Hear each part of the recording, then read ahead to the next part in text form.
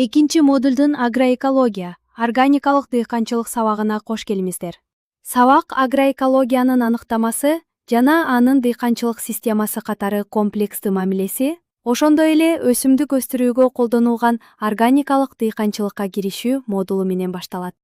Андан кийин ал которуштур пайдоо, аралык өсүмдүктөрдү себүү жана дыйкандар менен биргелешип билим түзүү сыяктуу тиешелүү айыл чарпа тажрыйбаларына басым жасайт. Агроэкология жана органикалык дыйканчылык экологиялык чечимдер катары гана эмес, жергиликтүү азык-түлүк системаларын жандандыруу жана салттуу билимдерди сактоо стратегиялары катары да көрсөтүлөт.